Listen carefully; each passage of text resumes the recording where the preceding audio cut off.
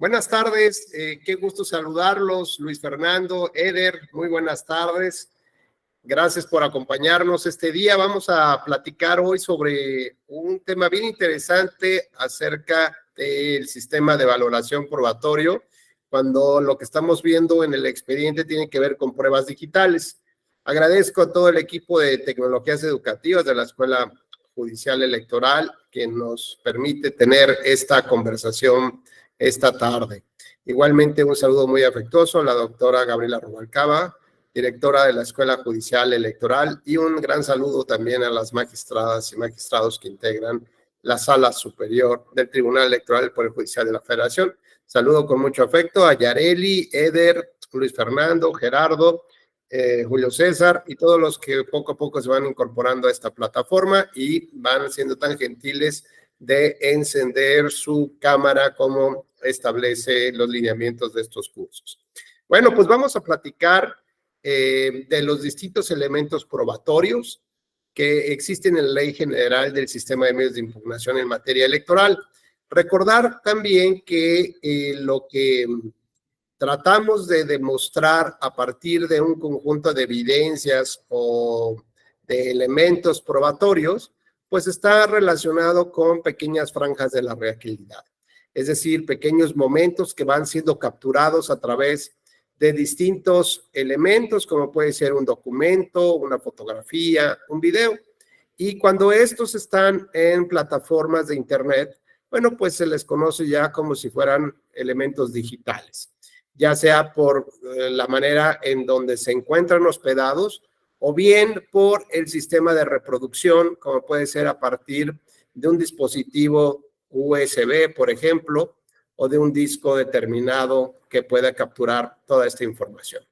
Conforme a ello, bueno, pues la Ley General del Sistema ha establecido, digamos, se han establecido dos principales metodologías para poder evaluar estas evidencias que son presentadas en el expediente.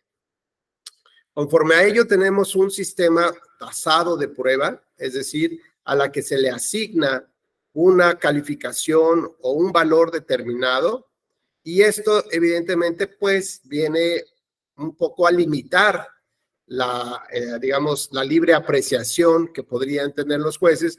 Era un sistema que se ocupaba tradicionalmente. Y después hablamos del sistema tasado de la prueba.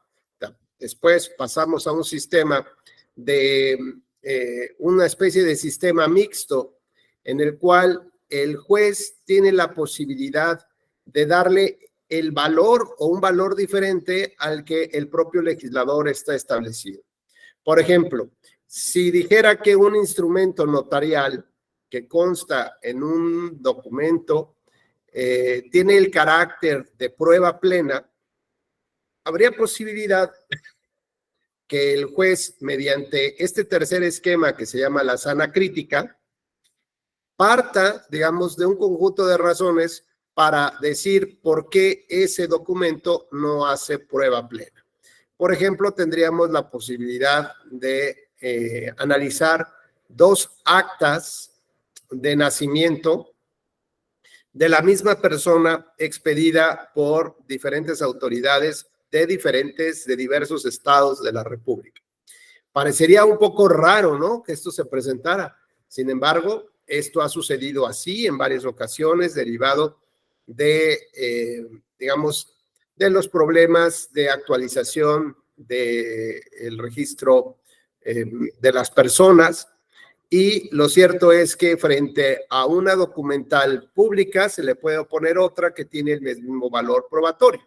Pero como las dos, en términos de la ley, tendrían el pleno valor, el máximo valor, esto implica que una finalmente puede ser falsa o las dos podrían ser falsas.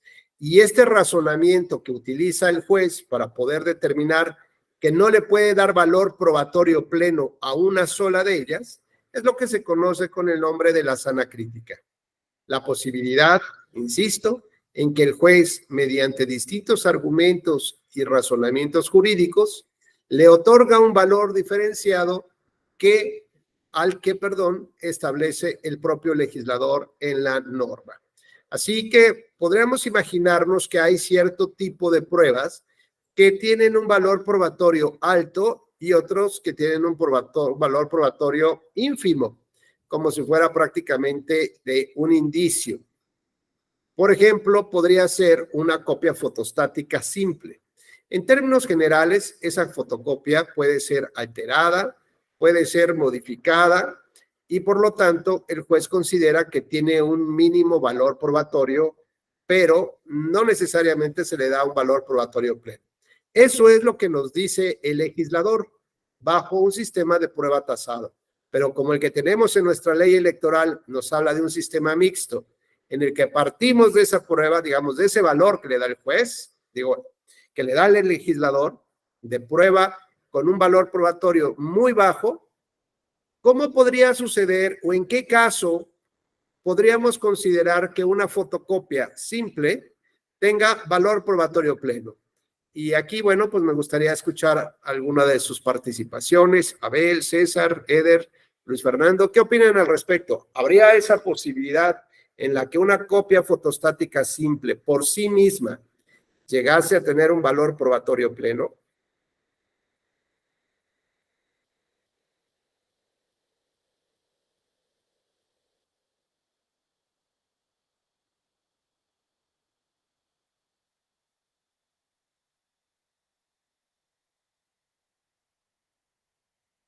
¿Qué opinan al respecto? No demasiadas participaciones, por favor. Se están peleando el micrófono. César, por favor.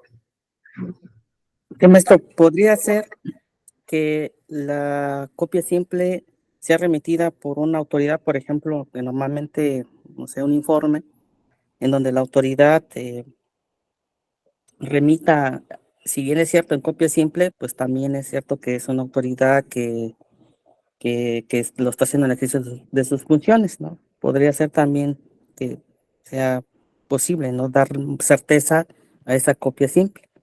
Fíjate que en ese caso podría ser, por ejemplo, las copias de las actas de la jornada electoral.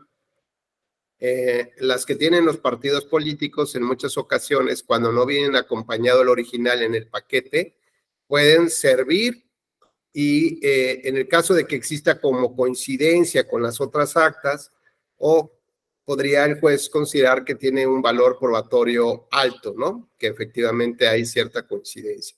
Ese puede ser uno muy bueno, César. Otro, por ejemplo, podría ser cuando la parte que ofrece la prueba, esta fotocopia, no se da cuenta que hay una parte que le provoca un perjuicio. Y esto es, digamos, por ejemplo, lo que sucede a veces en materia laboral. Ustedes saben que hay una reversión de la carga de la prueba en la cual el patrón es el que está obligado a probar el contrato y las prestaciones o las condiciones del trabajo.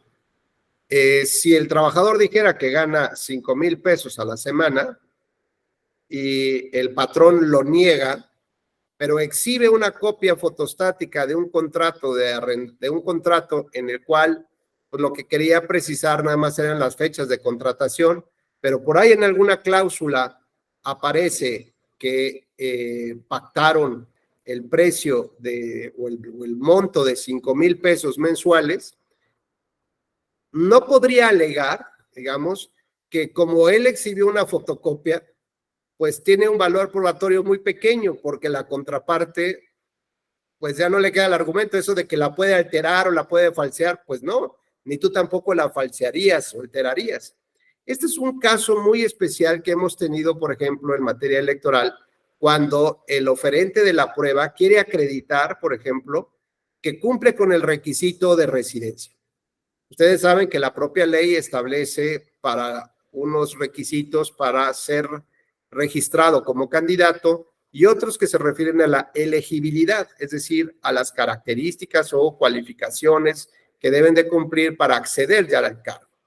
Y en ese caso, en muchas ocasiones las leyes dicen que debes de ser oriundo del estado donde quieres participar para ser autoridad, o bien tener una residencia efectiva por 6 meses consecutivos o un año, depende de lo que el legislador local establezca.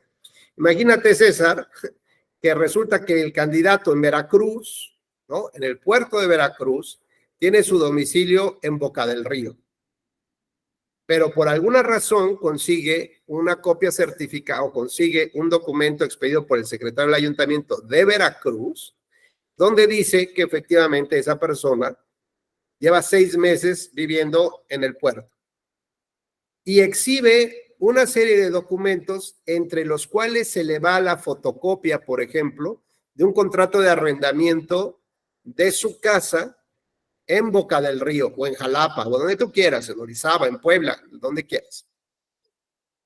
Fotocopia. La autoridad cuando advierte esto, pues a lo mejor lo deja pasar y dice, no, bueno, pues hay otros elementos que me dicen que sí cumple con el elemento de la residencia y le extiendo el certificado. Cuando este es impugnado ante el tribunal y se analizan todos los elementos mediante los cuales el secretario del ayuntamiento generó la convicción o la seguridad, perdón, que voy a estornudar, permítanme.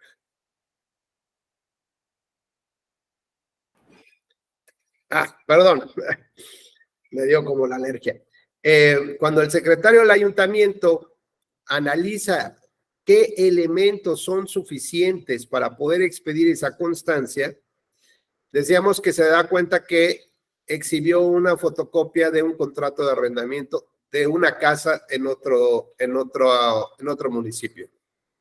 Bueno, y este es impugnado al registro.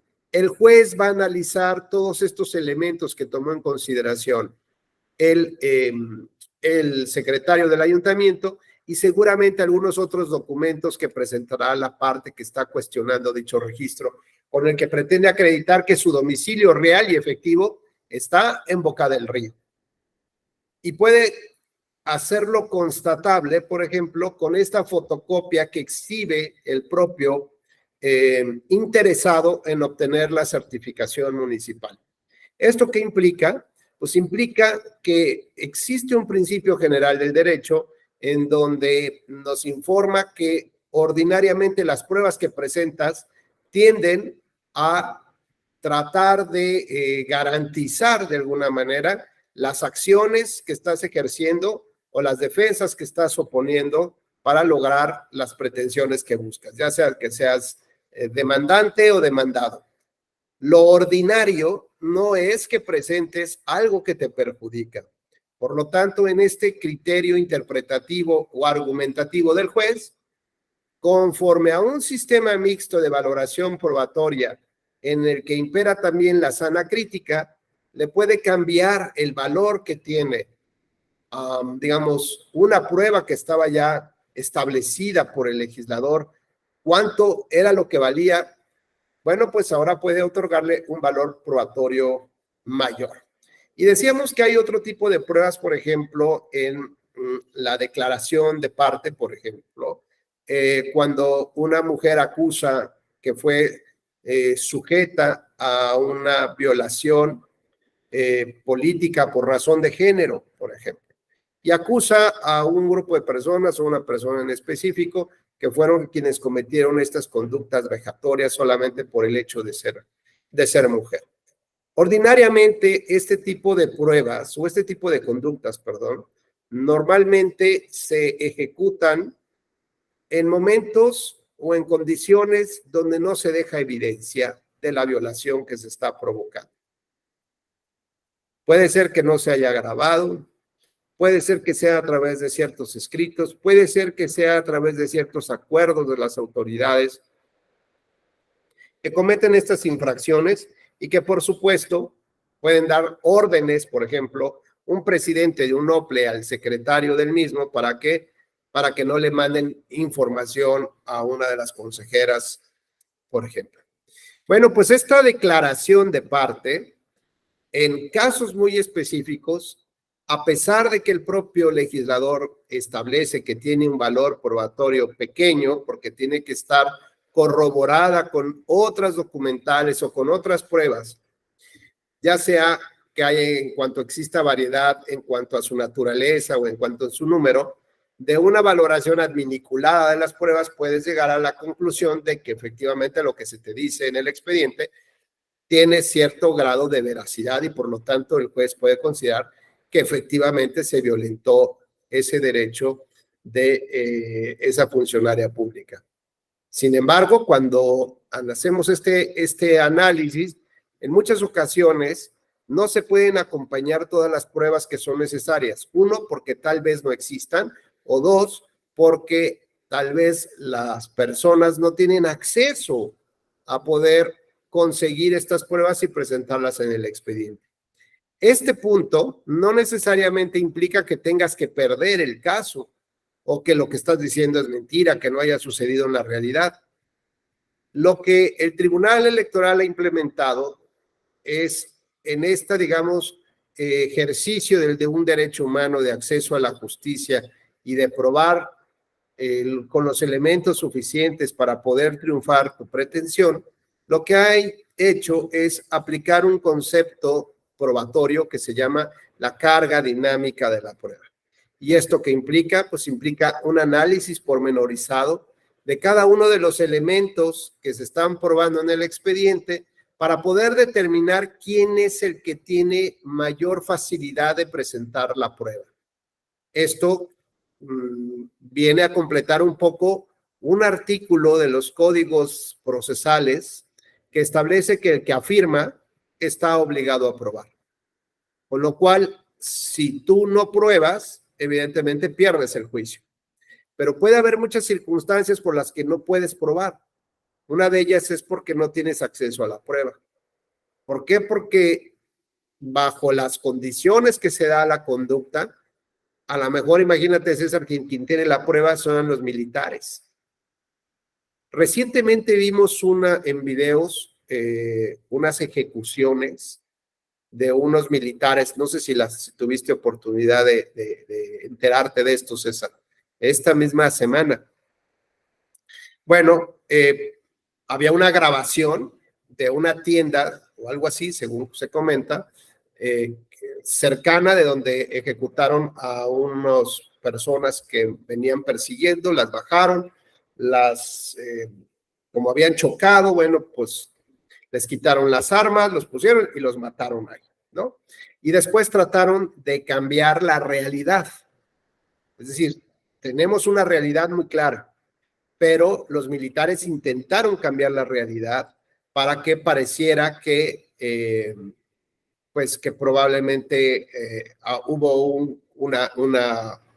un tiroteo entre los militares y ellos, porque incluso hasta les pusieron armas cerca de donde estaban ya los cuerpos y alteraron, digamos, toda la escena como tal. Lo que encontramos fue una prueba a través de una cámara de video y esa prueba estaba contenida en un archivo digital y ahora lo importante es qué valor probatorio le damos a esta prueba. Imaginemos, César, que no existe esa prueba, pero que tenemos algunos datos y algunas declaraciones o algunos testigos de que saben que fueron los militares y tú quisieras llevar este caso ante la justicia civil, o sea, ante la justicia pues de los ciudadanos, no ante la justicia castrense. La pregunta que yo te haría es, ¿tendrías acceso a las pruebas? Es decir, podrías irle a tocar al destacamento militar y decir, oigan, pasó esto, infórmenme, denme elementos porque los voy a demandar.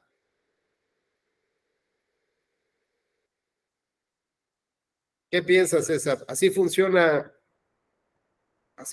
las cosas en México y en el mundo? Bueno, en este caso, no.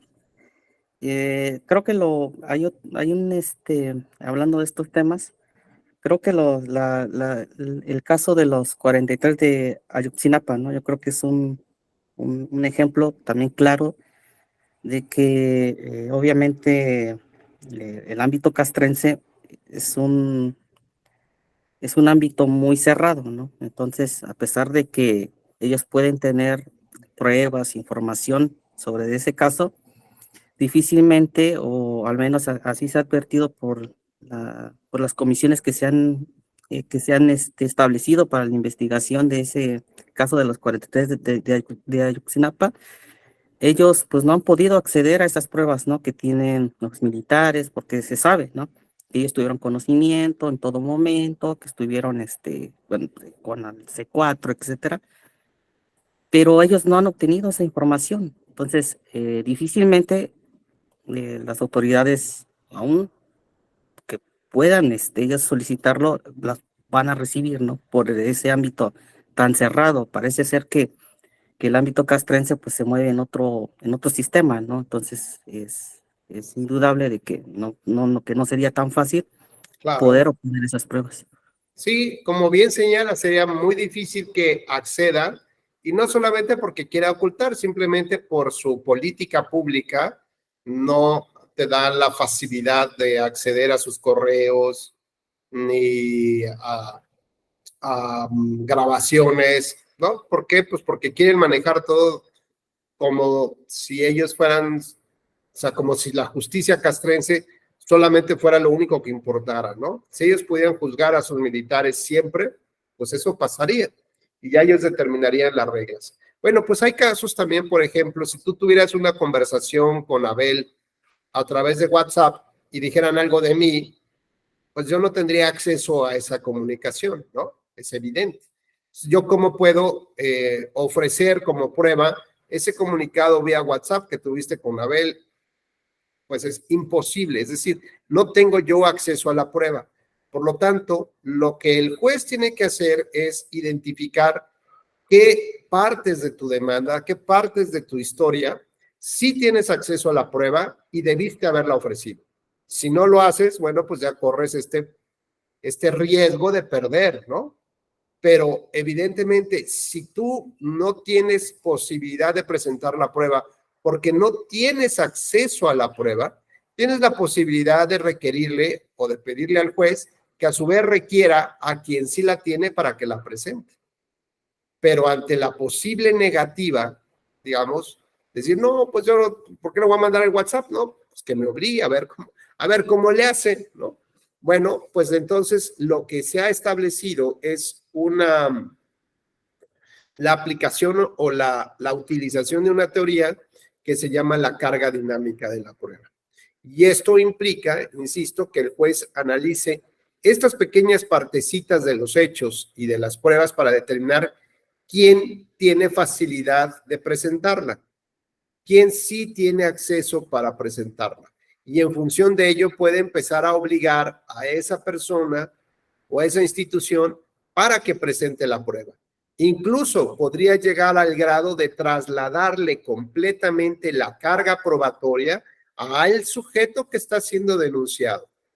¿En qué sentido? Bueno, pues en cuanto a que la declaración de la consejera que sufrió BPG, violencia política por razón de género, solo su declaración podría llegar a ser suficiente, ojo, sin mayores pruebas, de tal naturaleza que la carga dinámica de la prueba, bien utilizada, pudo llegar al punto de trasladarle la carga de la prueba al sujeto denunciado, y este es el que tendrá que probar que su actuación no tuvo como propósito violentar a esta compañera de trabajo.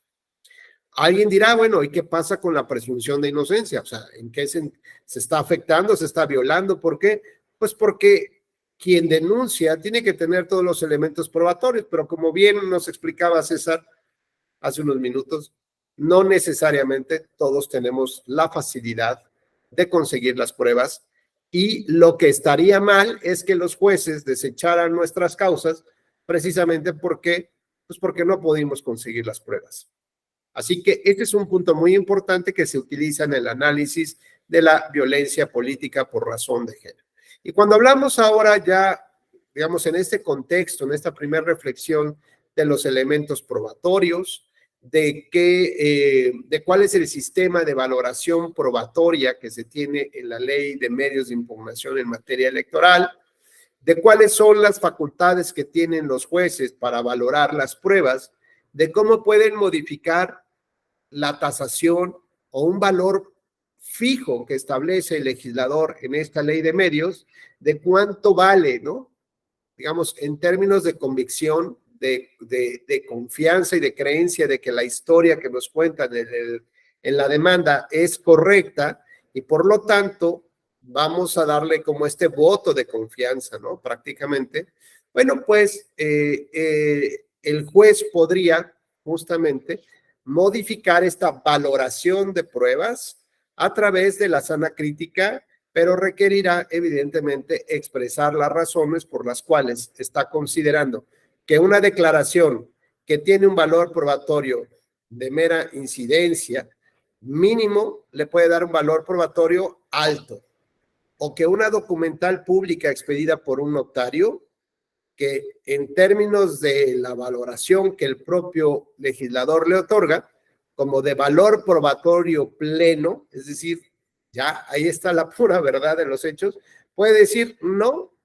Si bien es cierto que el legislador le da esta valoración, yo, juez, considero que por estos argumentos le voy a dar un valor menor.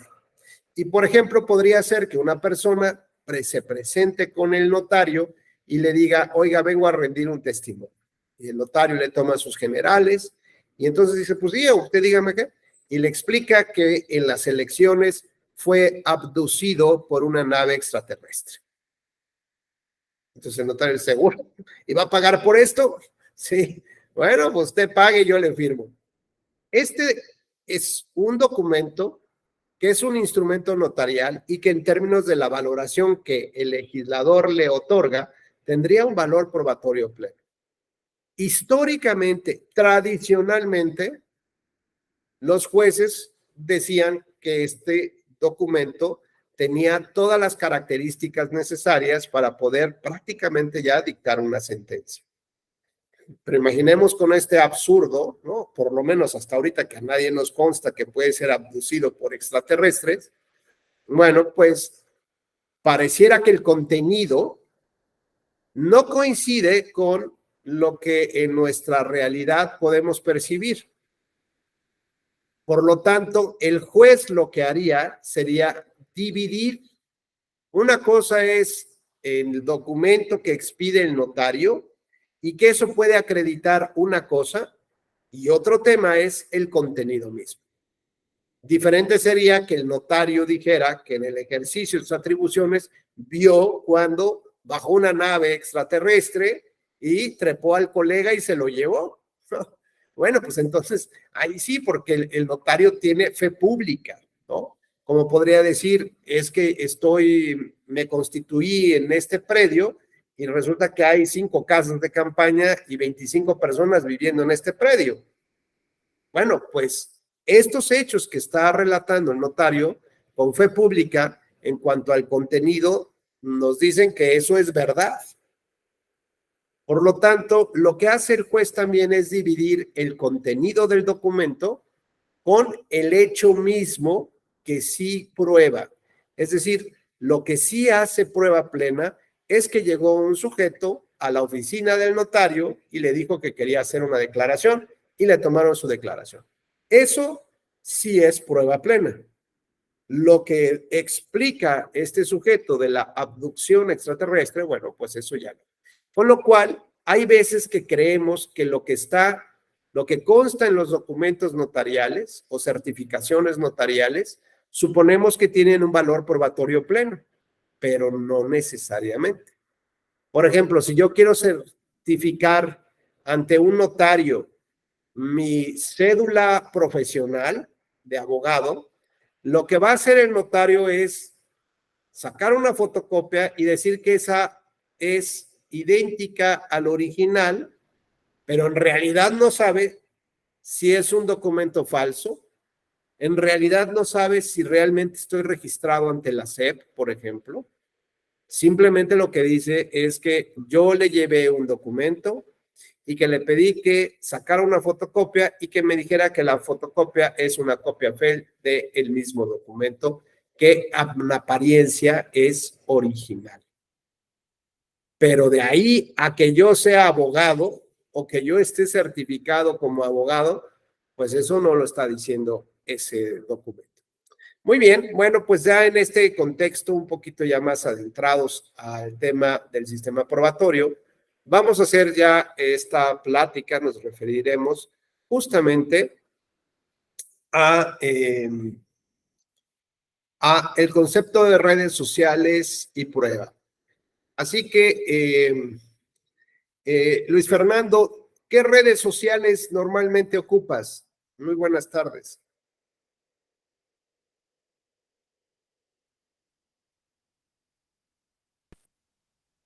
¿Sí me pueden oír muy ahorita? bien. Facebook, Twitter, Instagram, YouTube, TikTok. Muy bien. ¿Y cuál eres más, cuál te gusta más de todas estas redes? Poco más Facebook y YouTube. Sí, son las que más utilizas. Muy bien. Eder, ¿tú utilizas redes sociales? Sí, maestro. ¿Cómo cuáles? Cuéntanos. WhatsApp, Facebook, YouTube y Instagram, TikTok. Ok. Abel, ¿qué redes sociales utilizas? Solo el Facebook, el Twitter y WhatsApp. Ok. César, ¿ocupa redes sociales? Pareciera que sí. Sí. ¿Cuáles utilizas más? Pues Facebook, Instagram. Bueno, hago aquí la acotación de que habría que definir qué es una red social, ¿no? Porque en el caso de WhatsApp, pues no se considera una red social, ¿no? Sino se considera como una aplicación de mensajería. Mensajería. Ajá. Muy bien, muy buena acotación, César. Bueno, pues déjenme platicarles que yo normalmente ocupo, la que más ocupo es la plataforma de Twitter y Facebook solamente para buscar a mis cuates de la prepa de hace cientos de años atrás, ¿no? Pero nada más. El otro día intentaron, el propio tribunal estaba tratando de generar otras como perspectivas, explorar otras rutas de difusión de sus sentencias y exploró la de TikTok, ¿no? Entonces me pidieron de favor, el magistrado me pidió un magistrado me pidió que revisara cómo se estaba generando esta información, o sea, el contenido, nada más, el contenido, de lo que se estaba diciendo en TikTok, si era correcto, si reproducía realmente lo que se resolvió en esa sentencia. Y yo dije, TikTok sí, la verdad es que lo había escuchado, ¿no?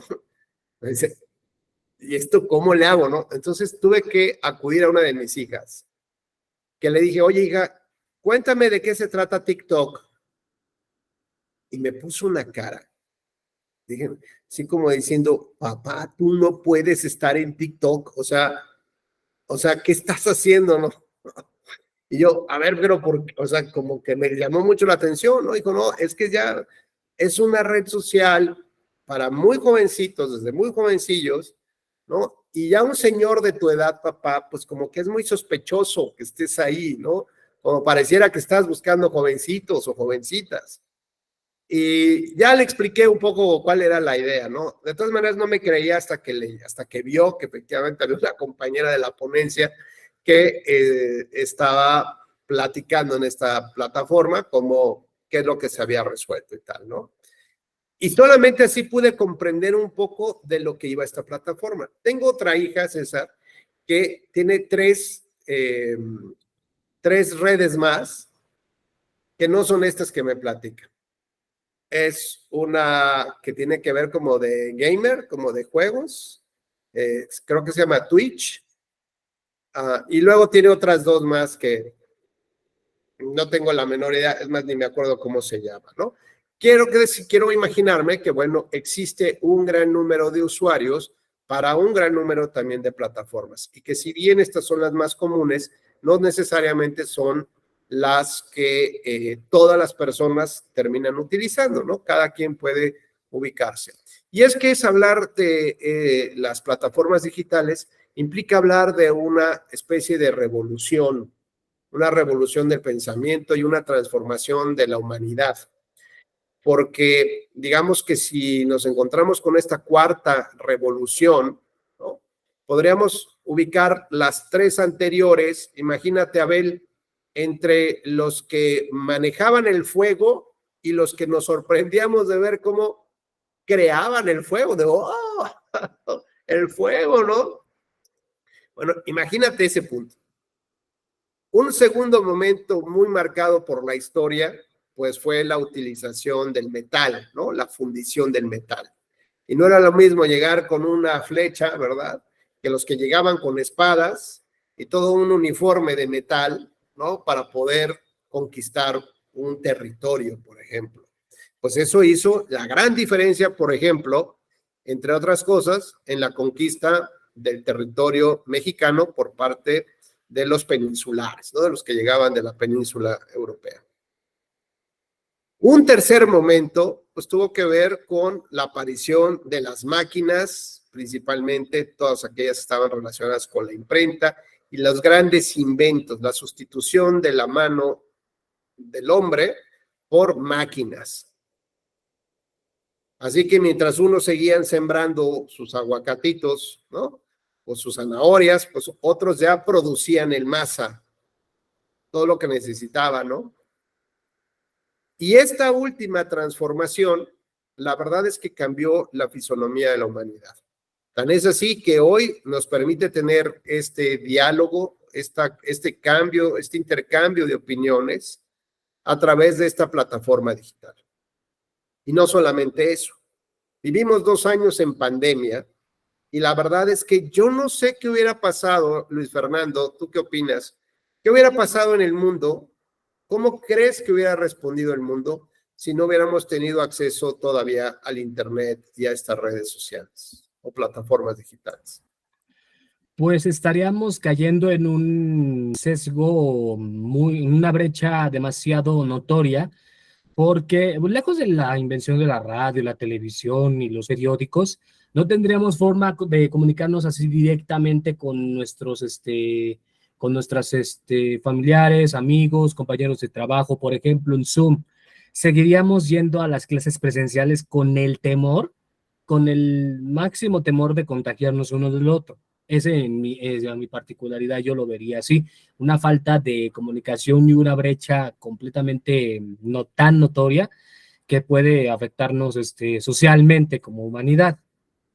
Claro, imagínate recordar que en México fallecieron cerca de 800,000 personas por el COVID. Y eso que muchos de nosotros nos quedamos en nuestras casas, ¿no? Otros sí tuvieron que salir. A ver, ¿tú cómo lo viviste? Cuéntanos, si quieres compartirnos tenemos un par de minutitos. Sería muy interesante que nos compartieras, y Eder también, Yareli, si también aparece por ahí, que nos compartieran ustedes cómo vivieron el tema de la pandemia en términos de la utilización del Internet, por ejemplo. Pues bien, doctor, yo recuerdo muy bien que yo tengo mi despacho, entonces cuando fue en el 2020, en marzo se cerraron todos los tribunales y desde luego pues ya no tenía objeto ir al despacho, sino me quedé en casa, ¿no?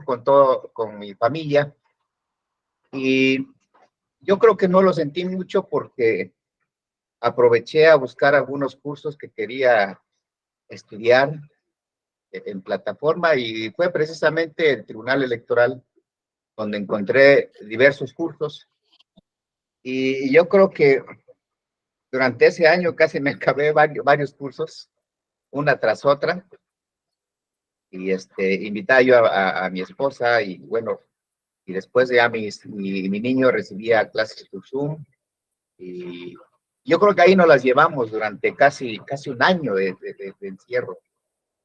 ¿Y qué hubiera pasado si no hubieras tenido este acceso a Internet y redes o las instituciones no hubieran podido implementarlo? ¿Cómo hubiera sido tu vida, Abel, o la de tu familia? Yo creo que, pues no sabría decirlo, pero fue una gran ayuda. Fue como una ventana para escapar de la realidad que vivíamos afuera de la casa.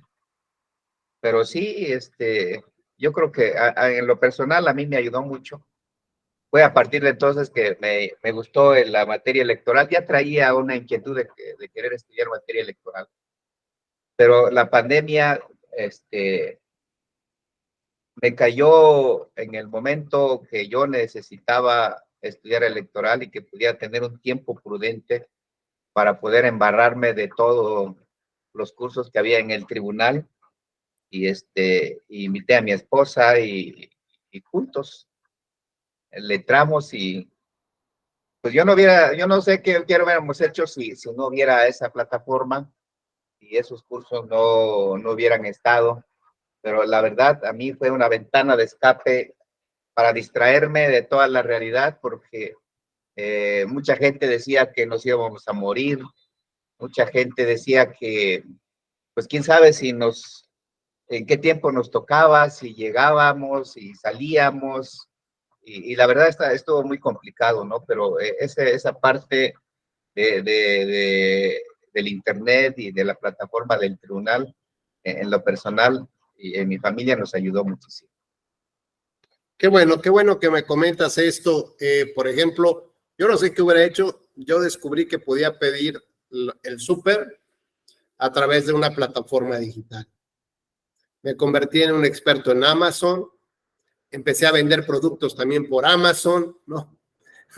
Es decir, fue, como dices, una manera no solamente de entretenimiento, una manera de buscar productos para la subsistencia, fue también entender qué estaba pasando en el mundo. Y la verdad es que llegó un momento que sí digamos, claro que todos estábamos muy nerviosos, pero hubo un momento que fue para mí como película de invasión de zombies, ¿sabes? De estas cosas raras. Empezamos a ver imágenes de los Campos Elíseos en Francia, de avenidas en Madrid importantes, ¿no? En Nueva York. Y sabes que había, además de que no había nada de humanidad ahí caminando, empezaban a regresar los animales, ¿no? Había venados, había, como diciendo, de verdad estos locos que acosaban a nuestro mundo ya se murieron, o sea, desaparecieron los humanos. Y me acuerdo todavía ver algunos edificios, pasaban imágenes de unos edificios en Italia. Y entonces resulta que salía uno al balcón y cantaba, ¿no? Y otro le contestaba con el violín y otros se ponían de acuerdo y hacían conciertos prácticamente, ¿no? De un edificio a otro. Me acuerdo, por ejemplo, también contratar programas en streaming de un concierto de Alejandro Fernández, por ejemplo. Hubo todavía un programa, ¿no? Internacional de muchas figuras de Hollywood y cantantes y que hacían como pequeños espacios de comunicación, ¿no? Decir, vamos adelante, y pasaban muchas cosas. La verdad es que fue un reto bien complejo el cómo pudimos sobrellevar estos 2 años de pandemia, pero que definitivamente el Internet, las plataformas digitales, el streaming, los servicios de mensajería de WhatsApp, las llamadas como por FaceTime, ¿no? Que le llama. En fin, fueron digamos, una herramienta en términos generales que permitió que la humanidad avanzara, ¿no? Si no, realmente yo no sé qué hubiera pasado por lo menos habría más muertos, eso sí me queda muy claro. No sabríamos qué pasaría con las vacunas, ni cuándo llegarían las vacunas. No sabíamos. Bueno, acuérdense que poníamos unos tapetes, ¿no? Para desinfección, cuando en realidad el problema no estaba en las superficies, estaba en el aire, era lo que respirábamos. Así que bueno, yo creo que hubiera sido de verdad una mayor catástrofe de la que de por sí ya fue, ¿no? Eder, y si quieres compartir con nosotros tu experiencia, tenemos todavía unos 2 minutitos. Sí, maestro. Miren, en mi caso, me ayudó bastante en relación al trabajo. Todo era, a raíz también de la pandemia, salió el home office, oficina en casa. Ujú. Estuvimos trabajando, me ayudó bastante en cuanto a la plataforma Zoom para poder comunicarme con los otros compañeros. Pero para el caso de mi familia, por ejemplo, ahorita le estoy tomando la clase desde la ciudad de Oaxaca.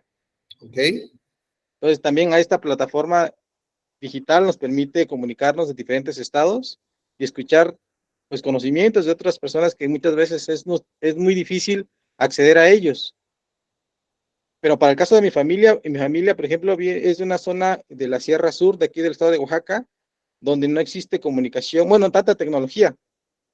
Mis hermanos padecieron, no tuvieron clases porque ahí no hay internet, las personas no tienen acceso al internet, solamente saliendo de esa población podían acceder, ahí sí lo vieron un poquito más difícil, pero en cuanto a la pandemia, como estaban un poquito aislados, ahí casi no se ocupaban mucho los protocolos que nos daba la Secretaría de Salud, pero aquí, en el caso aquí en la ciudad de Oaxaca, aquí era un poquito más estricto.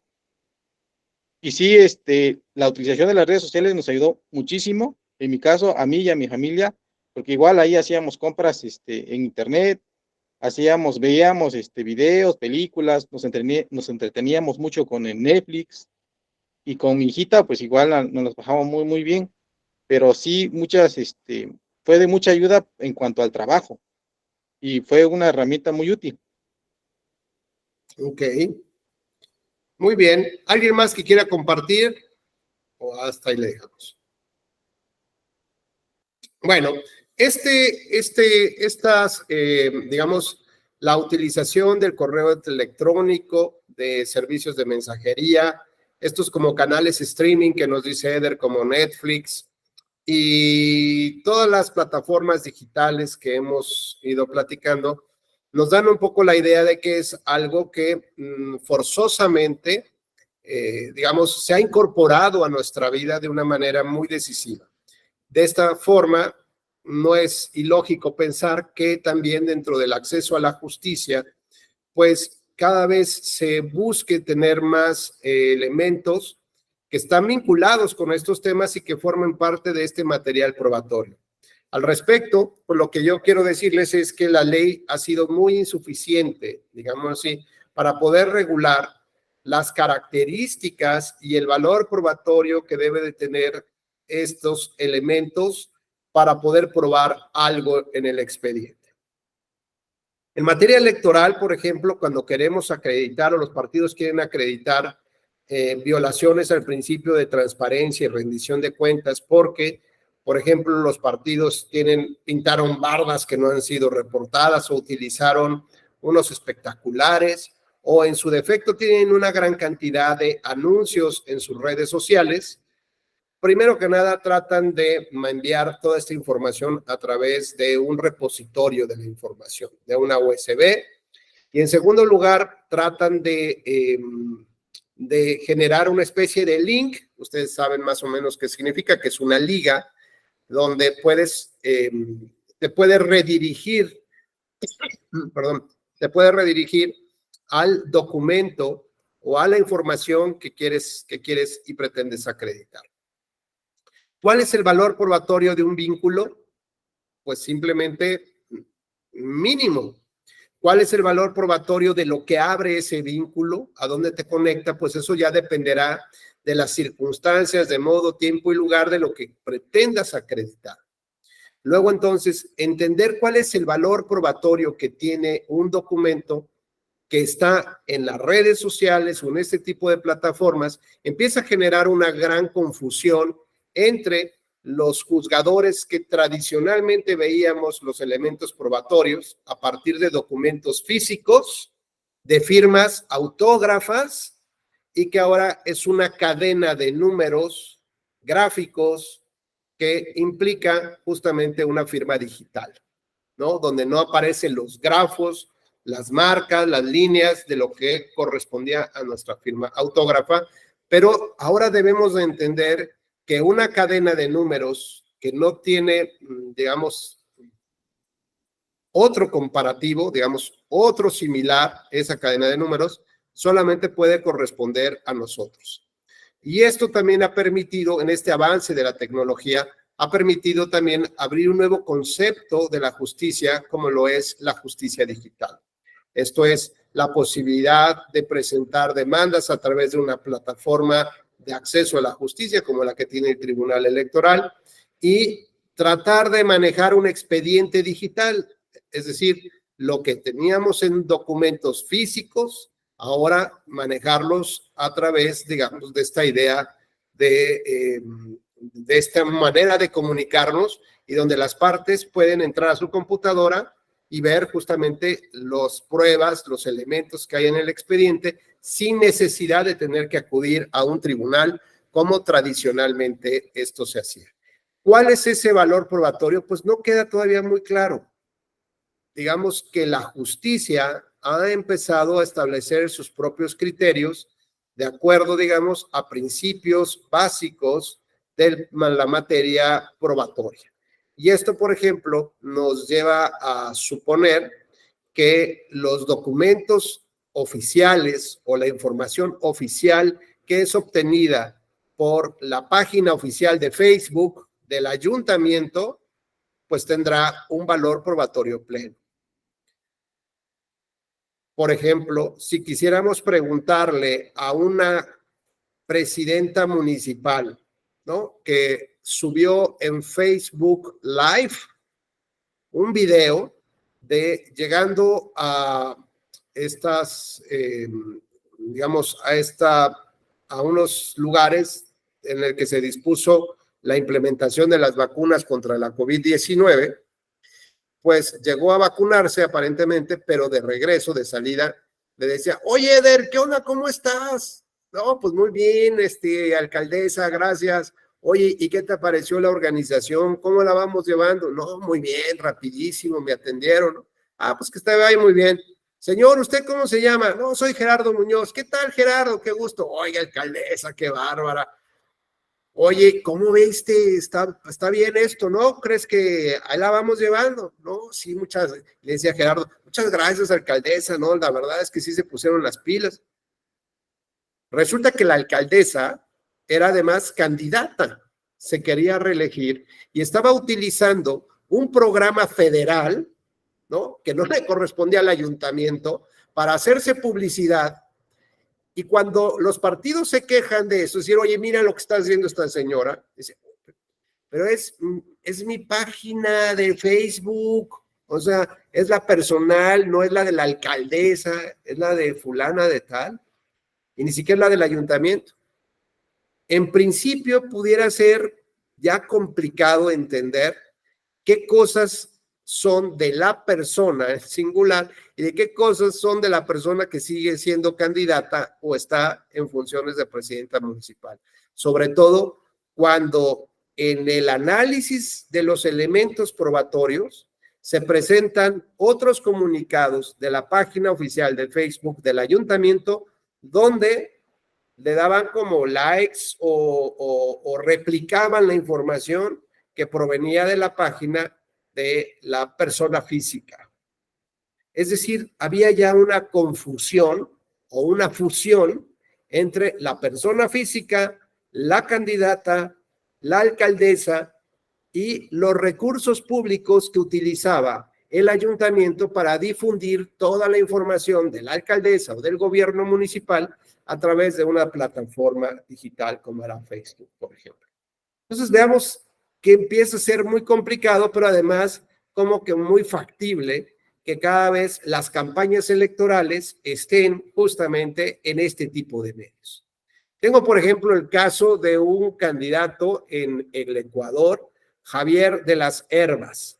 Javier de las Herbas tenía digamos, es un empresario que empezó tarde ya su campaña, pero que el público lo veía como, pues, este cuate tradicional, ¿no? Como de centro y como muy ligado con el gobierno, con el status quo del gobierno y además como que hubo una oleada mundial donde la gente ya rechazaba el establishment, ¿no? O sea, rechazaba lo que ya había, querían cosas nuevas. Y él representaba justamente cosas viejas, ¿no? Muy centrales, muy conservadoras. Me voy a permitir, es más, si me dan chance, sí, tenemos un par de minutitos, voy a poner un par de videos de Javier.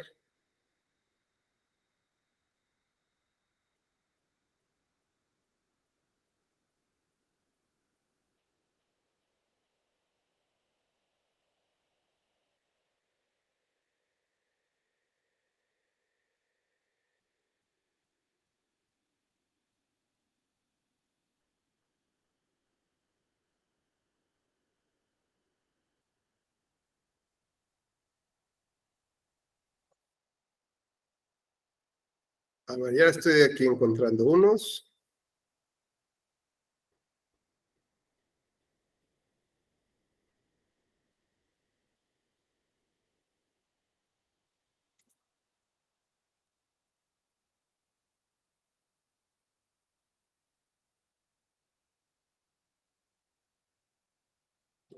A ver. No te dejes confundir por mensajes que son falsos. Hey trolls, un consejo. La política tóxica no ayuda al Ecuador.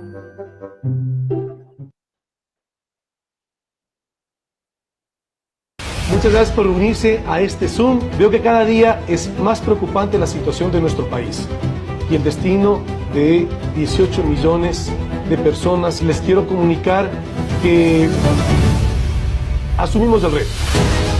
Confío en que juntos podamos superar los desafíos que enfrentamos.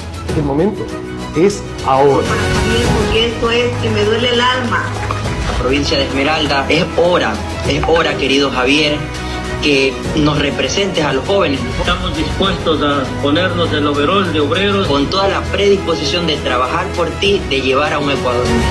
Muchas gracias. Chao. Por la familia, por las mujeres, por los jóvenes, salvemos al Ecuador. Necesitamos un SOS. Seguridad, obras, salud. Por eso, acepto el reto.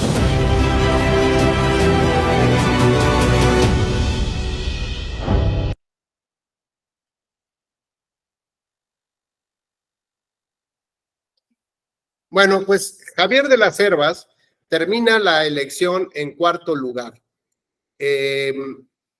Pero además, digamos que cambia su política de comunicación en el último tramo de la campaña y logra pasar del último lugar, que era como el candidato número 7, del séptimo, octavo lugar, porque hay muchos candidatos, muchos partidos en el Ecuador, para quedar en el cuarto a unos, no sé, tal vez 300,000 votos a nivel nacional del segundo lugar.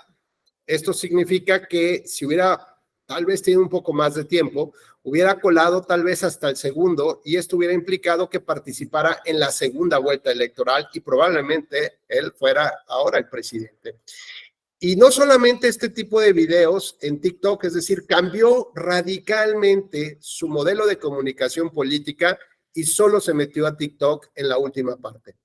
¿Qué se veía en otros videos? Así búsquenlo, Javier de las Hervas con H y B chica.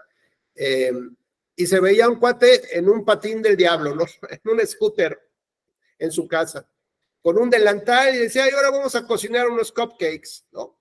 Y de pronto ya llegó las chelas, ¿no? Está cayendo una helada, César. Y entonces abría ahí las chelas y con los sobrinos, ¿no? La imagen que transmitió Javier de las Hervas fue, digamos, para empezar, fue una plataforma TikTok dirigida a los primeros votantes, entre 17 y 23 años. Digo, tal vez hay un universo también de mucho chavito, pero digamos, hacia allá se quiso dirigir.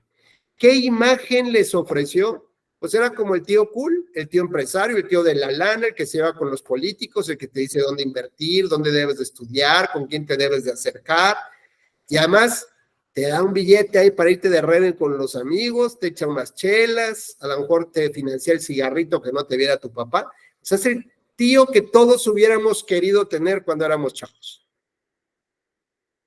Pero la comunicación política, el mensaje político, se perdió. Y entonces parecía que más bien teníamos un concurso de quién era más popular. Y ese es un gran problema que enfrenta estos nuevos retos que tenemos con las plataformas digitales, que necesitamos información rápida a lo que sigue,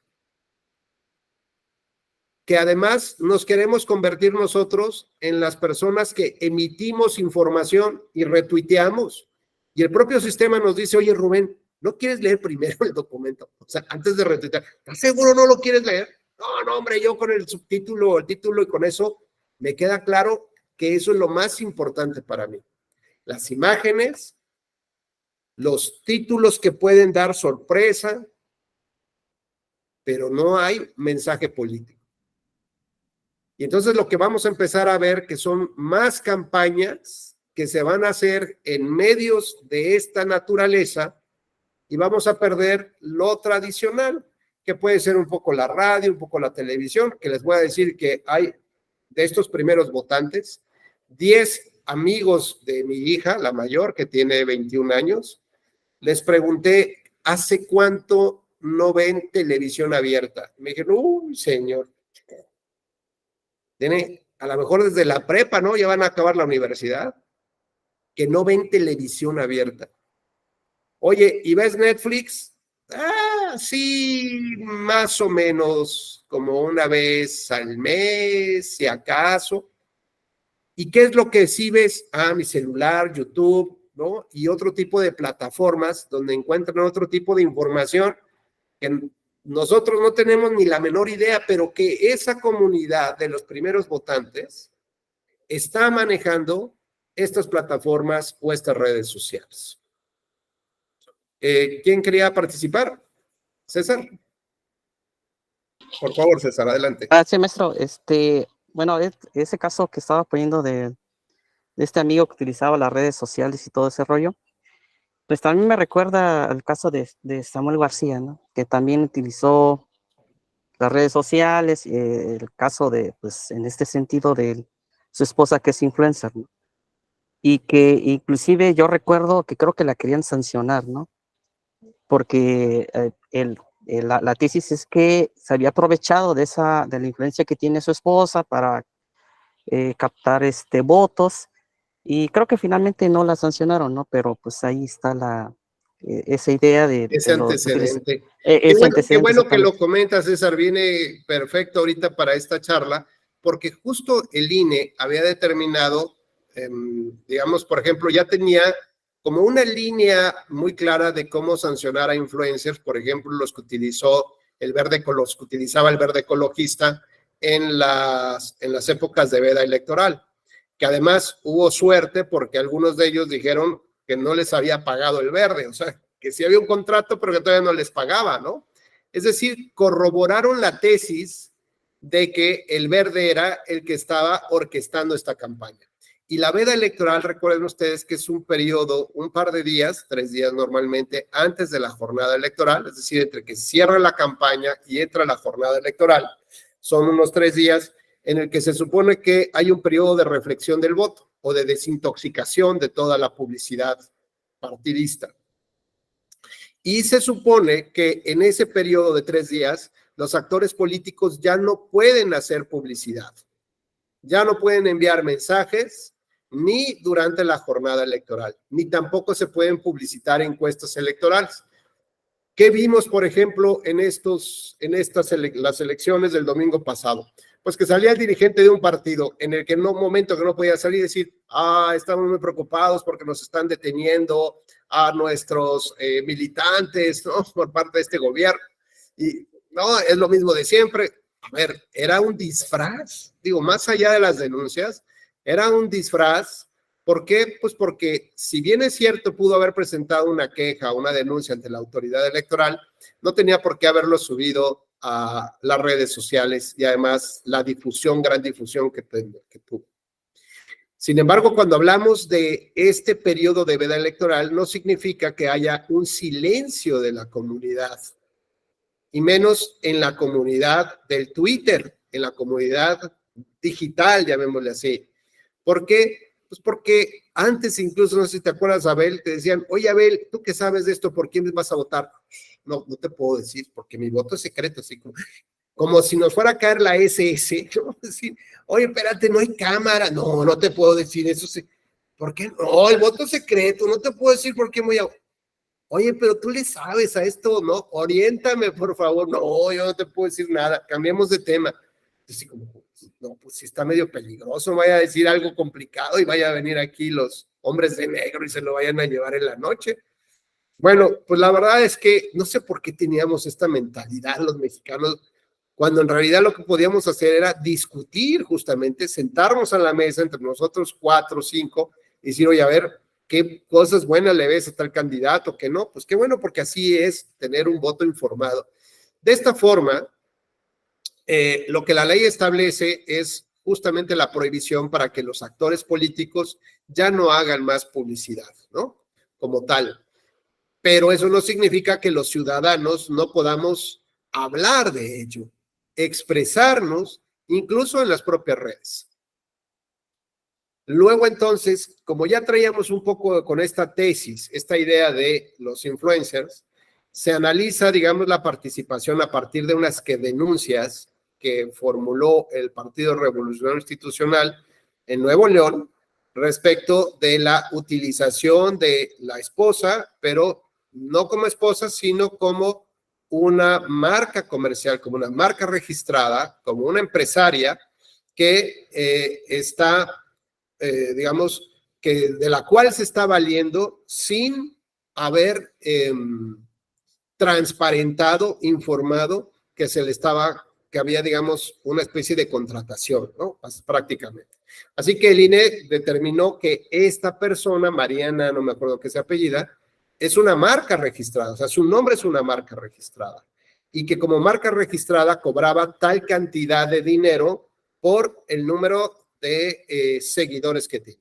Por ejemplo, ¿ustedes saben cuánto gana una persona, un influencer, por tener, digamos, más o menos un promedio entre 10,000 y 25,000 seguidores por anunciar un producto? Decir, estoy en el hotel, no sé qué. ¿Saben cuánto gana? ¿Aprox? ¿No?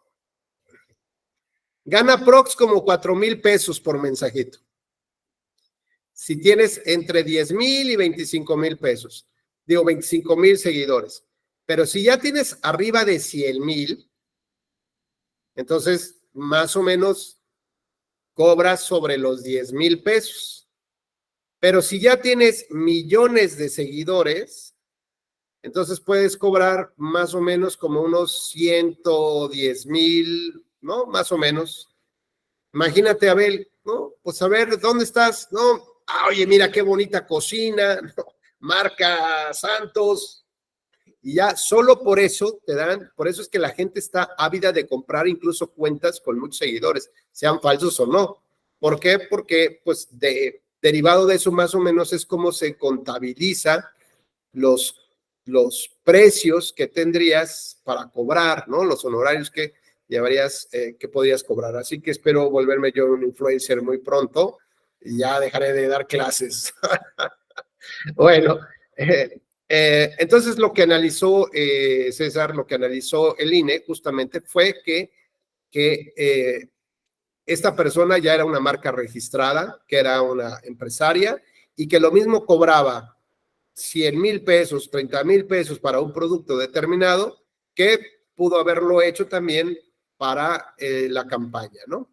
Sin embargo, aquí el Tribunal Electoral, a pesar de que ya había una sanción, el Tribunal Electoral consideró que no, porque había un factor muy claro que no se había tomado en consideración, que era la relación de esposos, toda la relación de cónyuge.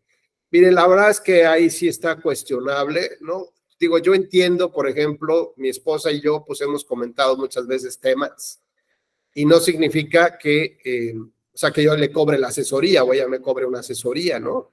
Necesariamente. Pero no trasciende, pues, ¿no?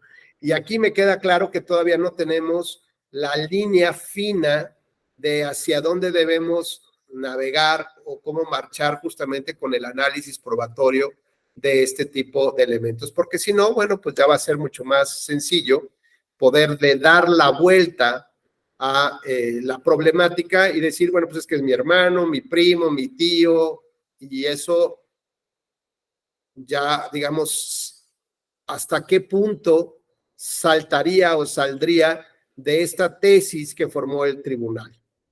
Sí, es mi esposa, pero ¿y si es mi hijo? ¿Y si es mi nieto? ¿Y si es mi amigo? O sea, no solamente por una relación consanguínea, sino una relación afectiva. Y un cuate, un brother, pues no me cobra. Igual un par de chelas, ¿no? Pero nada más. Lo cierto, insisto, es que es muy complicado estar todavía construyendo esta, digamos, esta jurisprudencia o esta línea jurisprudencial acerca del valor probatorio y esta distinción de entre quienes sí son y no son. ¿Por qué? Pues porque son temas muy novedosos también para la propia justicia. Les ponía yo el ejemplo el otro día en otro salón, les ponía el caso de las elecciones de Bolivia de 2019, donde las autoridades electorales y los recursos electorales dieron como triunfador a Evo Morales. Y ustedes recuerdan que Evo Morales no terminó siendo sentado en la silla presidencial, estuvo refugiado en México.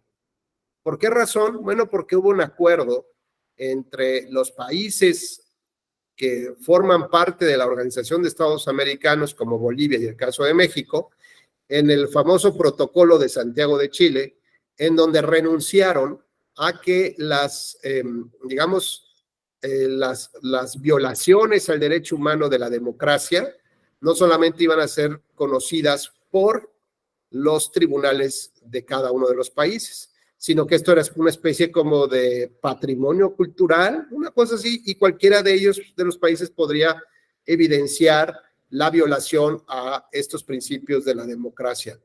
Bueno, pues les platico brevemente que tradicionalmente la información que sale de una casilla sale en un paquete, y ese paquete lo lleva una camioneta que recoge los paquetes, y después a lo mejor llega una gasolinera, y en la gasolinera, en medio de la noche y de las sombras, empieza a pasar otros paquetes a una camionetita más pequeña, sin la presencia de los representantes, y después se va. Bueno, si esto es filmado a través de estas pruebas técnicas, podríamos decir que hay una ruptura de la cadena de custodia de la información y por lo tanto habría posibilidad de anular las casillas, ¿no? Siempre y cuando se demostrara que hubiera también una alteración en el paquete electoral. Bueno, ahora imaginemos que la casilla es una casilla digital, ¿no? Como las que se utilizaron en Brasil. Y la información ya no viaja por un vehículo en una carretera física, sino viaja por una carretera digital a través de servidores digitales que van desde la casilla o desde las casillas hasta el programa de resultados preliminares y de resultados finales. ¿En qué momento podríamos tener una captura, una prueba de la ruptura de la cadena de custodia si esto está viajando por el Internet? ¿Quién sugiere algo?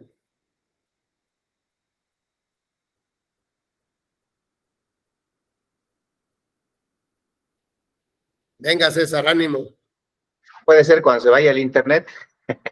Bueno, puede ser que se fue el Internet, pero ¿cómo podemos abrir el Internet, ¿no? La carretera digital de la información, ¿cómo podemos meternos ahí para ver si no hay una serie de algoritmos extraños que permitieran, por ejemplo, que César aquí está capturando las casillas, ¿no? Subiendo actas y dijera, ¿sabe qué? Es la hora del lunch, voy a comer. Se sale del sistema y en automático un algoritmo funciona y abre otro sistema en medio de las sombras, con un cuate con su chamarra aquí arriba y empieza a meter la información que está alterando los resultados con otras actas falsificadas. Y en todo caso el culpable va a ser César porque fue su clave. Pero así funcionan los algoritmos, así funciona la hipersegmentación de la información. ¿Qué requeriríamos? Pues evidentemente expertos en informática, ¿no? Que nos dijeran dónde hay una ruptura, dónde hay un mal diseño, dónde se permitieron accesos que pues nosotros ni vemos. Porque acuérdense lo que platicamos al principio, ¿tenemos fácil acceso a la prueba? No. El instituto nos va a decir, sí, ven a abrir aquí cómo funciona. Pues claro que no. Lo que sucedió es que existía un tercer servidor no reportado. Y ese tercer servidor, utilizado por el gobierno en contubernio con la autoridad, permitía subir y bajar información. ¿Cuánta? No se sabe. En un modelo tradicional de nulidad de elecciones como el que tenemos en México, no hubiéramos podido anular una elección, o sería muy difícil porque no tendríamos los elementos de prueba. ¿Y se acuerdan lo que platicamos? Una cosa es no tenerlos y otra cosa es que no se viole la democracia. Otra cosa es que no haya un daño permanente a las estructuras, a las instituciones y al voto. Entonces, por esto, la carga dinámica de la prueba hoy viene a ser un elemento fundamental para poder llevar a cabo el análisis, digamos, de material probatorio digital. ¿Por qué? Porque yo no tengo acceso a la prueba. Y además, el documento idóneo que expediría un experto en informática, de acuerdo a la clasificación de las pruebas, ¿cuál sería? Es una pericial, ¿no? Emitida por un experto. Resulta que las periciales en nuestra ley de medios están prohibidas. Así que, ¿cómo voy a probar con una pericial si la propia ley de medios me dice que no puedo ofrecerlas? Tal vez el tribunal quiera, ¿no?, de suyo propio, de mutuo propio, pedir una, pero ¿saben cuándo? Nunca la va a pedir. Porque además tengo 4 días para demostrar las irregularidades del servidor. ¿Y saben cuándo me van a dar permiso de entrar al servidor? A los servidores van a decir, este es un hacker, quién sabe qué vaya a querer hacer, los va a descomponer.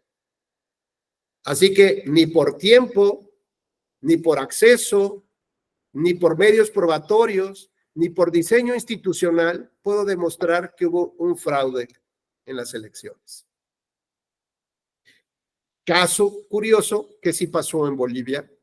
¿Por qué? Porque les decía que a partir del instrumento que se llama Protocolo de Santiago, firmado en Santiago de Chile, los países renunciaron, por ejemplo, a que el Tribunal Electoral o el INE terminaran resolviendo una controversia, y lo que hizo Bolivia, el gobierno de Bolivia, fue firmar un convenio con la OEA en donde iban a ser vinculantes, ¿no?, las conclusiones a las que llegara este grupo de expertos. Así que, más allá de su Suprema Corte, más allá de su Tribunal Electoral, lo más importante fue lo que 18 personas estudiaran respecto de cómo se dieron las elecciones. Hoy estamos hablando que el tema digital es una transformación de la humanidad a nivel del fuego, del hierro, de la máquina. Esto significa que no tardamos en llegar a la democracia digital, al voto electrónico, al voto por internet, pero nuestra legislación está en la época del medioevo. ¿Cómo pretenderíamos defender los valores y principios democráticos si ni siquiera los abogados, más bien estos abogados que le estamos hablando, estos especialistas en materia electoral, se encuentran discapacitados, son analfabetos digitales? ¿Cómo voy a poder juzgar yo un caso de justicia digital o, bueno, de estos cuando yo no tengo ni la menor idea de cómo funciona? Es más, a veces hasta me complica, ¿no?, bajar una aplicación, mandar unas fotos, un video, ¿no? ¿Cómo hago mi presentación? ¿Cómo la pongo aquí en la plataforma? Y ahora me piden que yo tenga una evaluación más completa, ¿no?, una valoración más probatoria, más completa de lo que tiene que ver con estos temas digitales. ¿Esto qué significa? Pues significa que debemos de generar una gran y profunda reflexión de que los tribunales tienen que modernizarse, que necesitamos nuevos especialistas en materia electoral, ahora informática, y que necesitamos encontrar otros espacios como la carga dinámica de la prueba que nos permitan realmente lograr la realización de uno de los derechos humanos que se llama el acceso a la justicia. Porque de lo contrario, lo único que vamos a presentar o a encontrar es más violación de las normas, más fraudes electorales, y eso tarde que temprano matará a nuestra democracia. Pues hasta aquí esta charla. Muchas gracias. Gracias por este intercambio. Eder, Abel, Luis Fernando, César. Gerardo, de pronto apareciste un ratito nada más como para marcar, pero pues ya te nos fuiste. Yareli también se me hace que fue por el coffee ahí al Starbucks y ni siquiera invitó. Bueno, pues me da mucho gusto saludarlos. Gracias por su participación. Espero que nos veamos muy pronto. Les recuerdo mi red social en Twitter, por si quieren ahí hacer comunidad conmigo, es @Rubén Becerra, RB de Victoria. Rubén Becerra, RB de Victoria. ¿Sale? Bueno, pues cuídense mucho. Espero que tengan un excelente viernes y un mejor fin de semana. Feliz fin de semana, maestro. Gracias, Gerardo. Gusto saludarte.